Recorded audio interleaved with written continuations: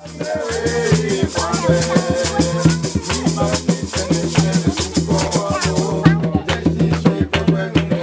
do you all do for school? Do any of you stay home? Probably some of you do, and that's what our kids do too. They stay home for homeschool. At home, they learn Bible, history, math, science.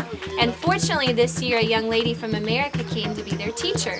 Her name is Bonnie. Let me introduce her to you. Hi guys, my name is Bonnie. I live in Kentucky, but I came here to Cameroon for a year to be a tutor. I teach the kids every day here in the schoolroom so that Dave and Stacy can study back home. We have a lot of fun. Maybe when some of you get a little older, you can go be a tutor for missionaries too. It's an amazing experience. Well, I asked our kids what their favorite thing about school was. Let's hear what they have to say. Right now, my favorite part is reading a book called Detectives in Togas. I really like to do math. I like learning about the moon. My favorite part of school is science. Okay, it's time for a little school for you. Now, right now, I want you to guess, how many languages are there in the entire world? You've probably heard of English and French and German, but all over the world, how many languages do people speak? It's estimated that there are about 7,000 languages in the world. Okay, here's another one. How many languages in the world do you think have the entire Bible translated, the Old and the New Testament? You think it's probably the majority, right? But you'd be wrong. There are only 554 languages in the world that have the entire Bible. 554 languages. That's only about 8% of the world's languages. But of course you think most of the languages in the world have the New Testament, even if they don't have the Old Testament, right?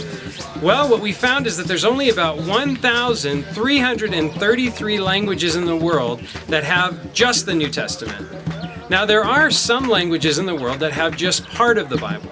It's estimated that 1,045 languages have at least one book of the Bible in their language. So that's pretty good. We've been making some progress, but that leaves 4,068 languages in the world that don't even have one verse of the scripture.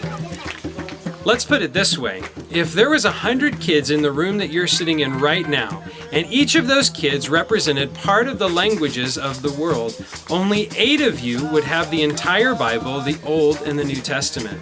19 of you would have just the New Testament. 15 of you would have just the Gospel of John or one of the books of the Bible like that. But 58 of you would have no Bible at all, not even a single verse of the Bible in your language. I hope that you can see that there is a huge need for Bible translators in the world today. When you grow up, you could choose to be a police officer or a firefighter or a teacher or a plumber, and all of those things are great. But I hope you'll consider becoming a Bible translator when you grow up as well. There's a huge need all over the world. Here in Cameroon, there are still about 200 languages that don't have a single verse of the Bible.